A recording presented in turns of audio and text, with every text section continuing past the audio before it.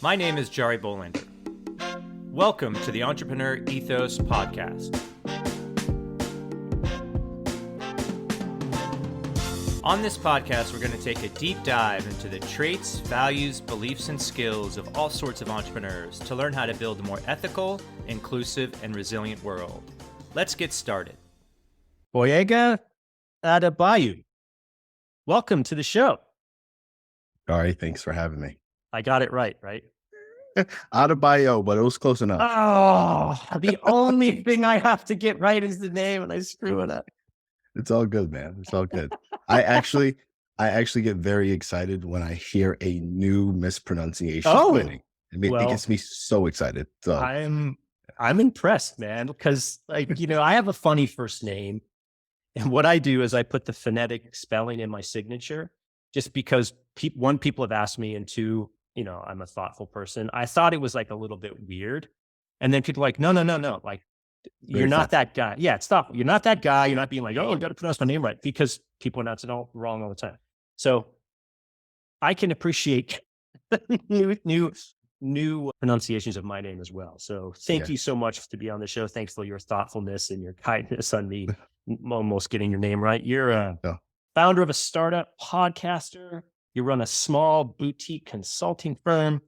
You're doing all sorts of interesting things. It was great to be on your show. I think we recorded that yesterday, the Be Helpful podcast, and just really, really excited to talk with you about entrepreneurship and your journey. But before we get into all that greatness, why don't you tell us how you got to do what you're doing today? Well, first, Jarie, thanks for having me. I thought long and hard about this question. It all started in a small booger green house in Richmond, Virginia. No, I'm joking. I'm not going to go that far back. How did I come to do what I'm doing today? I think the long and short of it is I've always known that I wanted to be an entrepreneur. My parents owned businesses growing up. My mom had her own accounting firm. My dad ran an African art and clothing store. So I've always been around business and entrepreneurship. And as I got older and went to college, I just focused on developing new skills, started my career in kind of this tech finance space.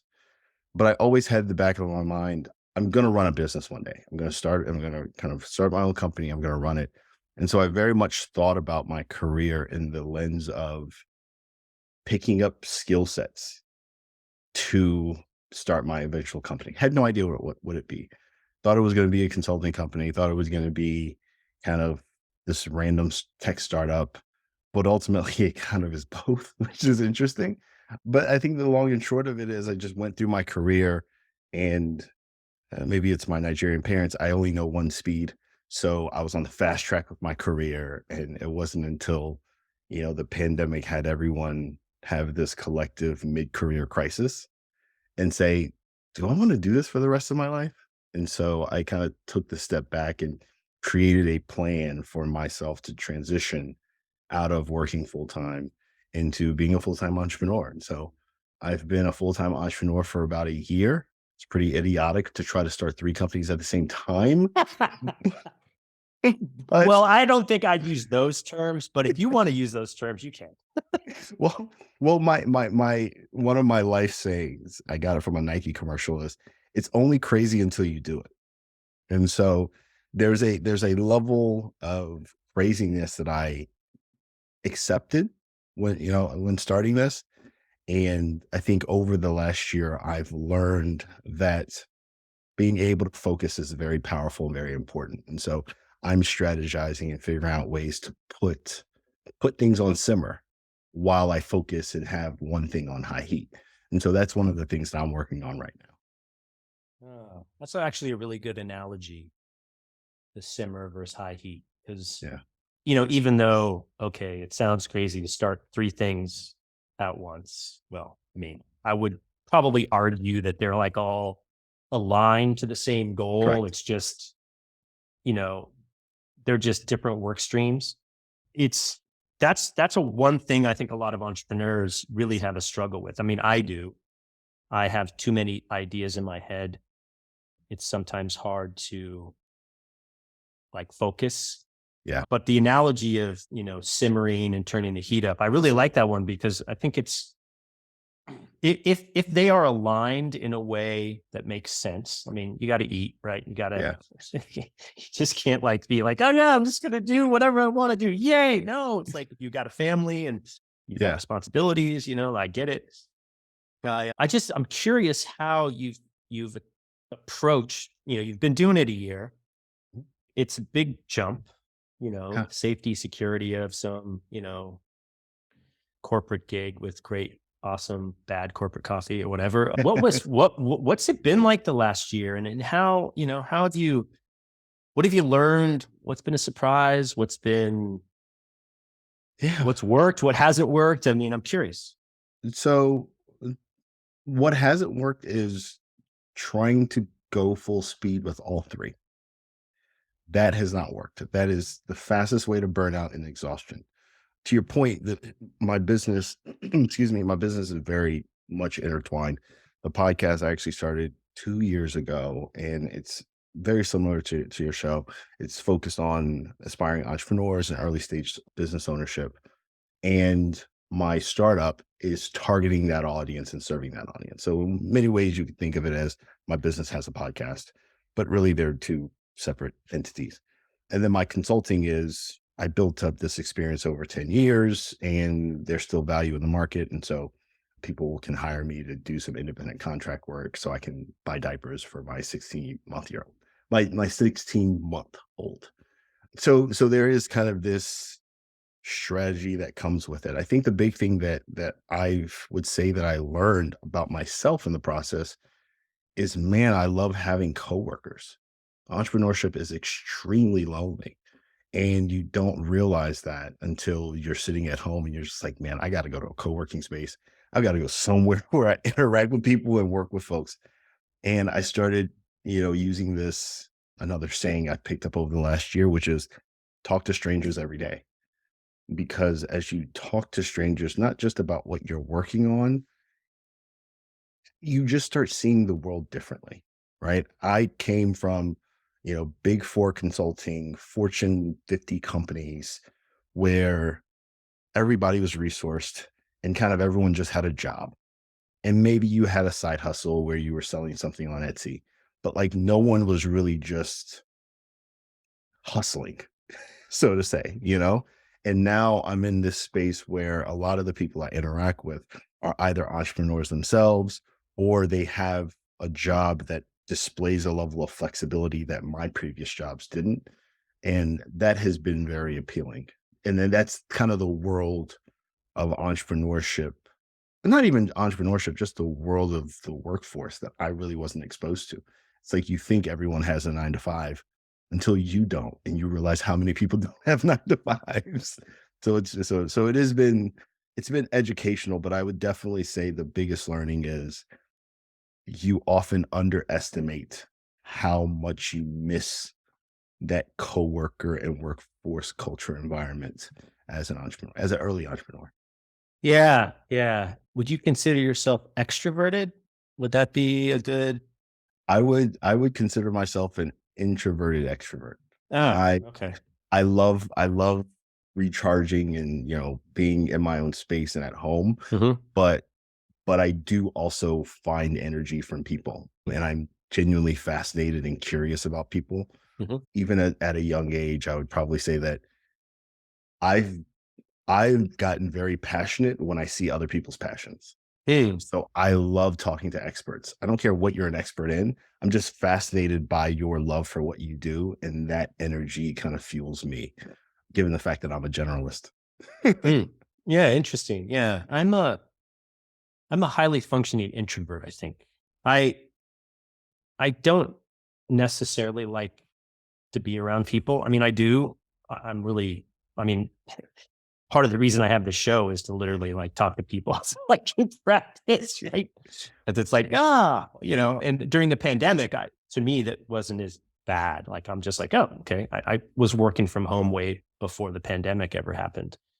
But it's fascinating because now I've got a consulting gig, work for a small firm in Berkeley that does B2B sales and marketing consulting. And we have an office and I have coworkers, and I didn't know how much benefit you got from that.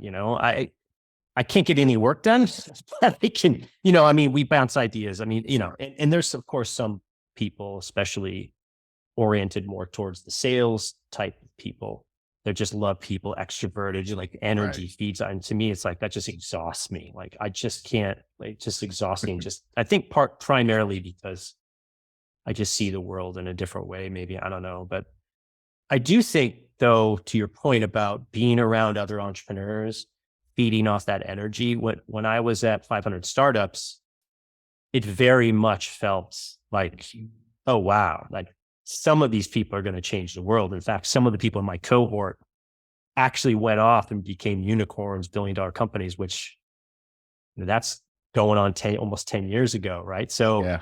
the Yeah. energy is palatable. And I think that's the reason why centers of excellence for entrepreneurship like Silicon Valley, San Francisco, I don't think it'll ever die. I think it's just the energy and the focus and just the like-minded performance attitude is contagious. And I'm just curious, like, I don't even know, where are you located? I never asked.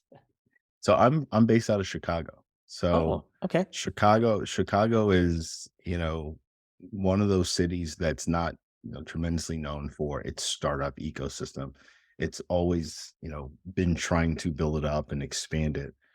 But what I have found is that there is a community, not just on the startup side, but even in the small business side. There's just this strong community of pride for Chicago because it often is one of those the you know looked over large city in the country. It's the second city. It's the second city. And so yeah, and that's probably one of the things I love about having a podcast is it gives me an excuse to, seek out these individuals or these individuals reaching out to me. And whether it's going to my gym and asking the owner, hey, you want to be on a podcast? And then you get to know them and they start connecting. Oh, you got to talk to this person. It's just you're right. There's just an energy that you can soak up and exchange when you talk to people that are trying to just figure it out. Because at the core, that's what we're all doing. Like, it's not this grand master plan. Like, we're just figuring it out every single day. And there's something nice about connecting with, interacting with, and collaborating with people that are just constantly just trying to figure out the new thing. Yeah, I think it's that shared experience. I think it's the Yeah. shared struggle. I think Yeah. I mean, struggle, like, seems like oh my gosh, is it really a struggle? Yeah, I mean, in certain aspects it is, but the shared sense of mission and, to your point, like, we're all trying to figure it out. I don't, I mean, I know a lot of entrepreneurs. I've interviewed a lot of entrepreneurs, and it's amazing how they're just like, well, I guess this is what I'll do today. I don't know what else to do. Or, Yeah. gosh, I really don't understand this thing or that thing. Cause, we create something from nothing. I mean, it's a very creative act. I always say we're the creatives of the business world. And that is a hard job to do. And I think so much so that, it's just so important to have folks around you that are like in the same environment. I think that's the reason why it's always good to be in places where there's a density of Yeah. that. Again, I think that's the reason why places like New York, Chicago, and San Francisco, everyone's doom and gloom. My gosh, they're all going to implode. And I'm like, look, these cities have been around for millennia, hundreds of years, not millennia. I'm sorry, hundreds of years, not millennia. And, they fundamentally have something here. And I think it's just really good to have that, be of service, like, understand it all. Because I don't know one entrepreneur that wouldn't, like, shout from the top of the rooftop, I need help. Help me with this, Yeah. It seems, And as you know, right? sorry, the other thing that I found talking to entrepreneurs as well, we're all overwhelmed. We're all incredibly optimistic about whatever we're working on. We're extremely passionate, but at the same time, it's a wildly generous community. And I don't think people realize that. Like, I've talked to coffee shop owners who have said, the coffee shop down the street helped me get started, right? It's just a very helpful and generous community that I think for a lot of entrepreneurs, the first thing is, you know, go into a shell, think about your idea, don't talk to anybody, don't interact with anyone. And I find that the entrepreneurial communities tend to be like, hey, bring your stuff, let's work it out. We're all problem solvers at the core, and we want to help each other out. And so I find that you're right. Those city community centers where entrepreneurs also can congregate are valuable. But even if you're in a small town, I would encourage people to just find the business owners in your space and create like a small community as well, because you'd be shocked at how helpful those folks may be and willing to just assist you, even if they're your competitors. Yeah. I mean, I agree. I mean, there's a coffee shop here in San Francisco called Andy Town, and Mhm. it's out in the outer Sunset in downtown. Great place. I love it. I go there every weekend. But I have a friend, Phil, not a Phil's Coffee, but Phil. He has a coffee company called Sunset Roasters, right? Mhm. And of course, I'd buy coffee from Phil because Phil's my friend. He makes good coffee, whatever. But, we chat a lot, and there's tons of coffee shops here. And in San Francisco, as there is in any big town. And you were talking the other day, and he's like, yeah, and blah, blah, blah from Andy Town's helping with this and helping with that. I'm like, well, they're like your direct competitor. And to your point, he's like, well, yeah, but people like to choose different coffee. Like they like choice, and what the Yeah. more coffee shops, the better. I mean, to a point, right? So Mhm. yeah, I agree. I think it's like shows the health of the ecosystem and the community. And I really like the idea of community. I'm so glad you brought that up, because I do think entrepreneurs as a community, one, are very generous, very thoughtful at times. But I also think one of the things that we don't do well, which is what I'm trying to do, is like reach out to the rest of the world and the people that aren't like us, Yeah. to help to say, hey, there's not a place on the planet that couldn't benefit from entrepreneurship, because literally, in my opinion, that's the way the world moves forward. I mean, Yeah. communities helping each other out is great. So Yeah. anyway, One question I have for you, not to yeah, sure. ask you questions on your own show, but I'm curious, just from our conversation yesterday and just generally in the future, I have this hypothesis that more or less everyone's going to be an entrepreneur, right? I think it's just inevitable that the world of being an employee is going to become very, very special. It's going to be, offered to a select few, and everyone's going to more or less have these skills that they use as gigs or independent contractors. So more or less, they're going to have to hunt for what they eat. I'm curious in that evolution, if you agree with that kind of hypothesis, what do you think? How do you think that the current world of entrepreneurship can empower or support this kind of new tranche of entrepreneurs who may not be trying to build the next coffee shop or may not be trying to build the next startup, but they just need to have that hustling spirit that entrepreneurs have? I'm curious, how do you think about that? Because I think about that all the time. Well, no, I mean, I think of it as the entrepreneurial mindset, Yeah. which I think part of it is the hustle mindset. I don't necessarily think that everyone has to be an entrepreneur, but I do think everyone should have the entrepreneurial mindset. And Mm, what I mean by that is, being curious, contributing to your community, battling the status quo, making sure that you personally are set up for any disruption. I think one of the things that really galvanized my attitude about this is I knew a bunch of old engineers, and this was back when I was first starting out, and they were been engineer 20, 25 years, same company, worked at HP, worked at IBM or whatever, yeah. didn't know anything else, and they get laid off, Yeah. and they had no idea what to do. Yeah. Right. And I looked at that, and my dad was the same way. My dad, he worked at United Airlines. He worked there for 33 years or some crazy. I mean, he wanted me to follow in his family business and work at United. Right.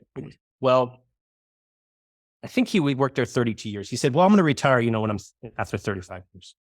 Then 9/11 happened. And they're like, you're retiring early. Yeah. Right?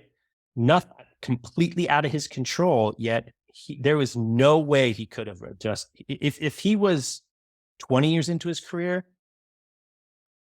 I just don't think he would have been able to pivot, right? So I think the entrepreneur mindset, which includes hustling and being curious and setting yourself up for the inevitable disruption, is the most powerful thing that you can teach people, even if you're never going to own your own coffee shop, be a startup or whatever. Right. Even at a job, like you were at a Big Four firm, right? Like you still had in your heart, you're like, there's something I need to, God forbid, like you need to plan what's going to happen after this, right?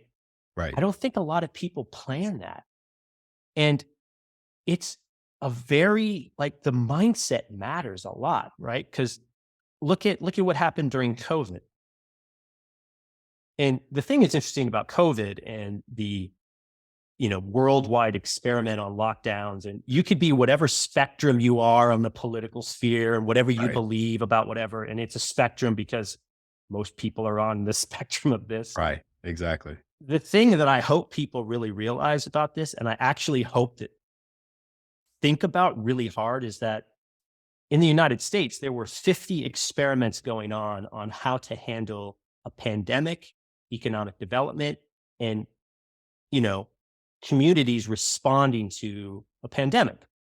And so you have to, having the entrepreneur mindset and having this hustle mindset and having this, being intellectually honest and really wanting to learn, knowing that the individual should be okay, objectively, what worked and what didn't work. Right. Right. And this is why entrepreneurship is so powerful, because what do we see? Exactly what you see, right? You're like, there's some opportunities here that I need to take advantage of. And I've seen what other people are doing and I don't agree with the way they do it, or it didn't work, or, right. Like it's the intellectual curiosity. It's the community building. It's the taking it in your hands, making it your destiny, not someone else telling you what to do. Right. That is just so powerful. And I think the world would be 1,000 times better if people just embrace that. I mean, it doesn't matter what you look like. It doesn't matter who you are, where you come from. I mean, it's open to everyone. And I struggle sometimes, I'm sure you do too. You're just like, do we really have to, anyway, but yeah, I'm curious on your end, how, you're building a startup, and can you talk us a little bit through about how you founded it, and what was the nexus of it? Because a lot of times what people listen to the show and what they really want to understand is this idea worth pursuing? I can never tell them if it is or not. I don't know. What do I know? Right? Well, no, I think it's, excuse me. So my startup is called Yensel. It's like pencil, but with a Y. And the origination, or the original idea, really came from a conversation that I had with my sister. I always joke that I need to come up with a more romantic story, but the truth is, I was just sitting at my mom's counter in the kitchen and just kind of working on something. And my sister said, "Hey, I need you're good at Excel. Do you have a thing that does this?" I can't even remember what it was. And I was like, "Yeah, that's easy, but just give me your laptop and I can kind of help you kind of put it together." And so she said, "You should really think about selling this. You're really good at solving people's Excel problems." And so I was like, "Well, what you just asked for is more that's like a template. Somebody could just kind of templatize that." And then kind of sat, and whenever I have an idea or am I thinking about something, my eyes dart. So I start doing this for a good 10, 15 minutes. And my sister's just like, "What's wrong with you?" I was like, "Well, I just had an idea." I was like, "Well, I don't want to freelance because that's just me selling more of my time. But what if there was a website where I could just upload a document and just quickly sell it, and that just be a side hustle?" I don't have to worry about creating a website. I don't have to worry about SEO. I don't have to worry about page rank. I could just throw it to this marketplace, basically like an Etsy, but for like actually like professional documents. And it was like, that could be really interesting. And so I do what I think most people do is you call a friend. And thankfully I had like my smartest friend, Les, is a full stack web developer. And so I call Les. I'm like, hey, Les, what do you think about this idea? So I tell him, he's like, pretty intriguing. That could be interesting. And then, like everybody else, it sits on the shelf for a little while. And so this is probably October 2019. I've got all kinds of energy. I don't have a coding bone in my body. I could have probably gone through some type of, a low code do it yourself, but I'm still in the mindset of like, hey, my friend's a developer. He could just build this thing. So I do what I do in terms of like business operations. Like, okay, let me start drafting a terms of service and like thinking about how the business can work and how we can monetize. And like, I'm doing all of the businessy things. Late 2019, we get into the pandemic. Everyone's just kind of focused on health and, being locked in their apartments. And after a couple months, like I said before, you had this mid-career crisis. And I just call Les and I'm like, hey, man, we really got to work on this idea. Because if I'm like anybody else, every person in this profession is second guessing their life right now. And so there needs to be a way that we can kind of like codify what we know and then just make money without thinking. Like that was kind of the original thought. So fast forward, we start working on it, we start developing it. Once we made that decision, I started creating my own strategy and plan to leave the corporate world. And I fell into what I'd probably say is the most common trap for entrepreneurs that are building something is you have this idea as much as you don't want it to happen. You believe that once you build it, people will come. And it is so, even if you consciously know that that's not how it works, it's so easy to fall into it. Because I would just sit here and say, hey, man, Les, once you build this thing, I could sell it. Instead, I should have been saying, let me find the people that I'm selling to as you build it. So guilty of this. So guilty. It's so hard not to do it. Yeah, totally. And so we launched the platform. So we started building, again, another lesson learned.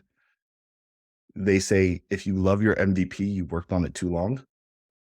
We worked on it way too long, but we were also working full-time jobs, very busy jobs, and ultimately we were kind of obsessed with we were obsessed with the problem, but we're obsessed with how we were going to solve the problem. And so rather than, again, building up some type of wait list or interest on that standpoint, we kind of focused on, okay, let's get this version of our MVP together and then go to market rather than just putting something to duct tape and seeing if it worked. And so we make this kind of succinct. Late 2021, we kind of asked a group of 30 to 35 friends, hey, test the product. Doesn't make sense. Everyone's like, this is amazing. This is awesome. And we were excited because we were getting great feedback. But at the same time, we were just like, oh, we worked on this too long because a lot of people like it. And so we launched. So then we finally launched it in February 2022. We started seeing kind of like a little bit of traction, people joining here and there. But then we had this like, oh crap, we didn't actually develop a full stop go to market strategy, like an actual plan to like go get people. And so it was, I would probably say over this last year, it wasn't like we realized, oh, we could have done this earlier. It is what it is. We are where we are.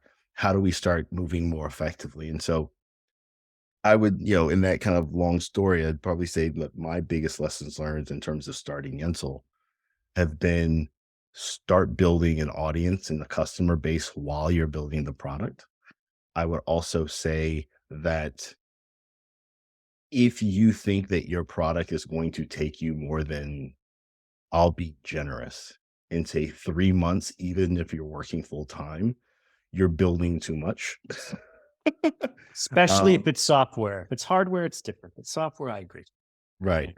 And then lastly, just be open to pivoting. I think we're in this stage where we've gotten a lot of people on the platform and they're using it and they're trying it out. And we're still in that agile mindset where it's like, hey, is this the version of the product that we envisioned and that we wanted? Is there a pivot to more effectively solve the problem we originally wanted to solve? And that's something that you're always going to have to live with and we'll always have to process. And so, yeah, it's not to be long-winded, but that's probably one of the biggest things. And also don't fall into the trap of you can't do anything without money. Because Mm, there have been a lot of times where in my mind I'm like, this would be so easier if we raise funds. That's not necessarily true. yeah. No, I literally agree with everything you said, and I've made every single one of those mistakes. Because I mean, I'm an engineer, right? Like, so I Yeah. could build. I actually could build stuff when I have built stuff in the past, and I found that I just fall in love with it, and then Yeah. no one wants to buy it, and then I'm like, how come no one wants to buy it? I mean, the best example of this was I was telling someone the other day. I write these books called the Story Driven series about Yeah. writing outreach or decks or whatever, and I'm building this thing called Get Story Driven, which is going to be books and classes about, how to use B2B storytelling basically, right?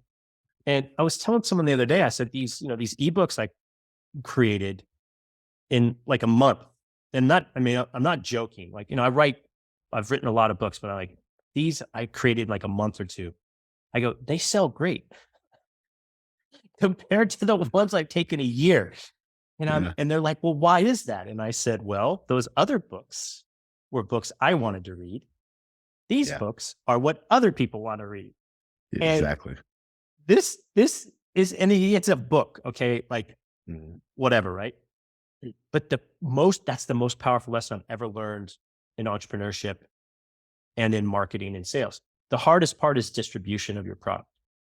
The hardest part is getting someone to actually pay attention to what you're doing. So for me, what you said about build the audience, get the validation, agile as fast as you can is just so spot on. And especially when it comes to software and things that are like now democratized. I mean, okay, people may disagree with this, but like you could pretty much build anything in software Pretty much. quickly and Yeah. cheaply. And the proof point of that is there's over 10,000 MarTech tools. I don't think you need 10,000 MarTech tools. Yeah.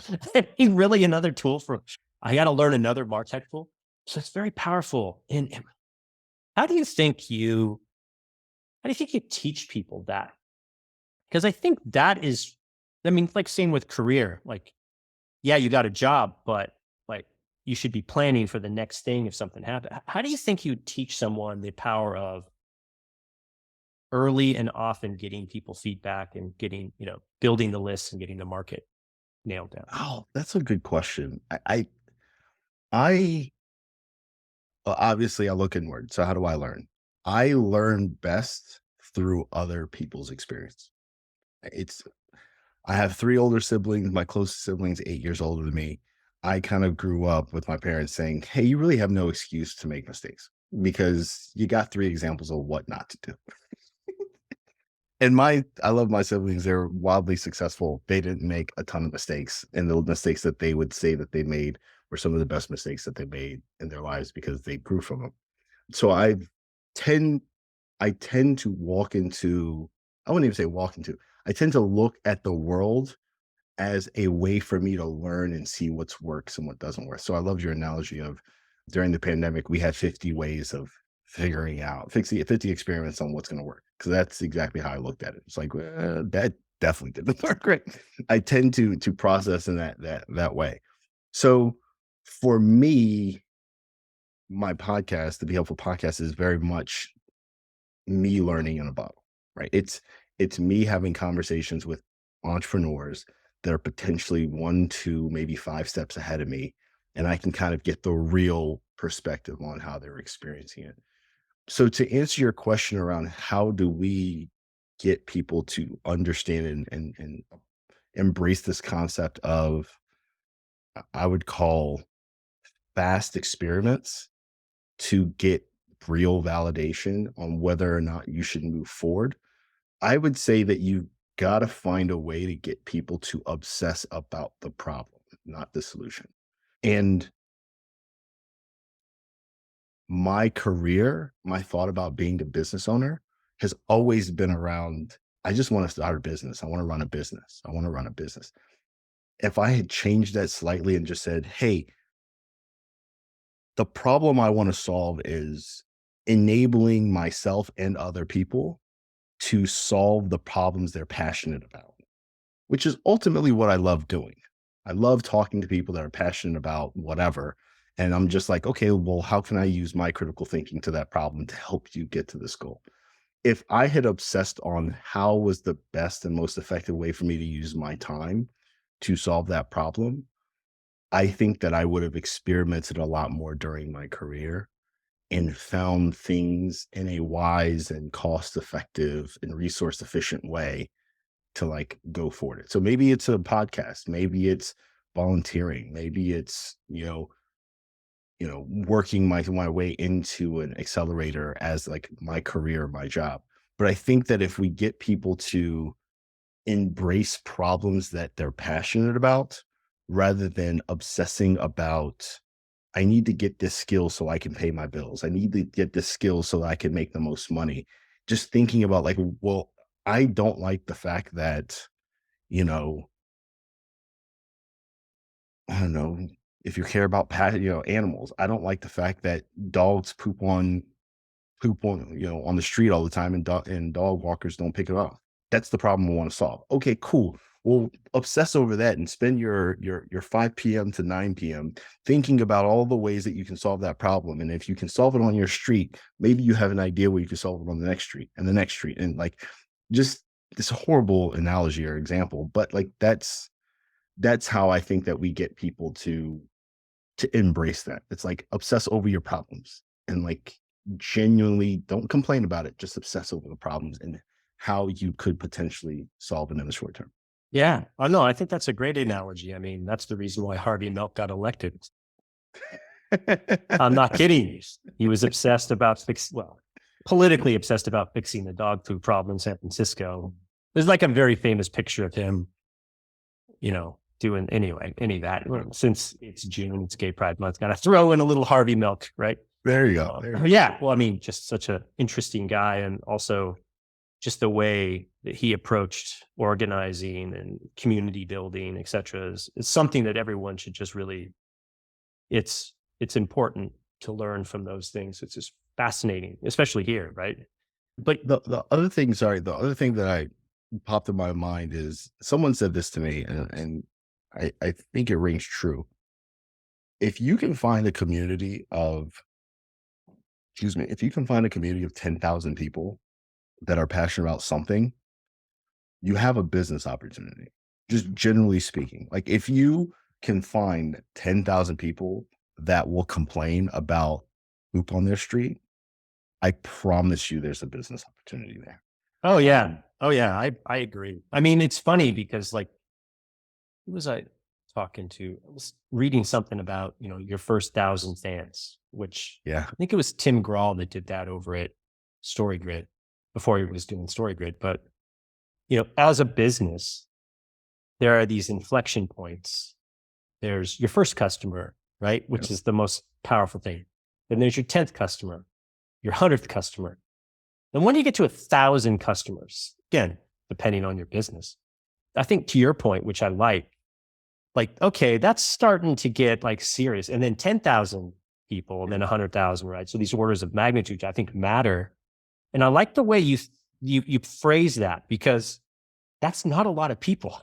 It's not a lot of people. And not a lot. And it's doable in terms of like, and I think the thing that's also, correct me if I'm wrong, on that, and start with those 10,000. You don't need 1 million. You don't need this massive, like, oh, I'm going to scale the world. Like, no, like that, I think is the focus that matters. And that's such again, I wish I knew all these things 20 years ago. Right. I mean, maybe my life wouldn't have been so full and fun of different things, but you know what I mean? Yeah. And part of life, I think, is it's the quest to figure things out, right? Like Quest to figure things out. I love that. it's just, I could not, if you were to ask anyone that knew me 5 years ago that, hey man, after you, this is what's going to happen to Gboyega. Gboyega is going to have a kid. And then after his parental leave, he's going to quit his job and he's going to try to start 3 businesses at the same time. And somehow, some way, he's going to be able to afford diapers. He's going to be able to make sure his wife doesn't divorce him. And after that year, he's still going to be optimistic that he can pull this thing off. If you ask anyone that knew me 5 years ago, they're just like, you're crazy. He's never going to do that. He's too risk averse. So it's one of those things where you're just, you are just figuring this thing out. And I don't know if I can pinpoint the thing that happened to me over the last 4 or 5 years that's made me get to this point. But even if everything fails, I can go back and get a job doing something I care about, I'm passionate about, and look back on this experience and being like, I learned so freaking much. And whatever employer I went to would be getting a much better employee as if I stayed at my Big Four consulting company the whole time. So it's just this evolution of experience and just growth that, get uncomfortable, be uncomfortable. And I promise you on the other side, you're going to be a better version of yourself. Well, you know what? That's a great way to end it. So thank you so much for being on the show. What a pleasure. And just going to give a shout out to Ravi Karani for introducing us. Absolutely. Always love talking to interesting people, especially the journey where you're at. Gosh, wow. There's hope for others. And it's funny. I know we're wrapping, but someone told me this. I was talking to them the other day, and they said, I'm so jealous of where you are in the journey right now. And I was just like, dude, I'm stressed out. I'm supposed to go on a family vacation next week, and I don't even know what day we're flying. Like, what are we talking about? He's like, trust me, you're in a sweet spot that, like, there's just so much reward that comes from the stage that you're in. And so you just try to keep that mindset that, hey, it's hard, you're figuring it out, but at the same time, it's very rewarding, and you might not see those rewards right now, but you'll definitely see them on the back end. So true. Yeah. Well, have a great vacation, and thanks for being on the show. Appreciate it. Absolutely. Thanks, Jarie. Thanks for listening to the Entrepreneur Ethos podcast. I hope you enjoyed this episode as much as I did creating it. My hope is that you learned something that can make you a little bit better. If you enjoyed the podcast, please do share it with friends and review it on Apple Podcasts or Spotify. You can also join my email list by visiting theentrepreneurethos.com to get my thoughts on what I'm doing to get better, as well as what I'm working on. You can also pick up my book, The Entrepreneur Ethos, if you want to learn the traits, values, and beliefs that I think we need to build a more ethical, inclusive, and resilient entrepreneur and, frankly, world community. Feel free to follow me on Twitter @TheDailyMBA and let me know if you have any questions or recommendations for a guest you'd like me to talk to. Also, drop me a note if you try anything we talked about on this or any other episode. I'd love to hear what's working for you. Until next time, keep getting better.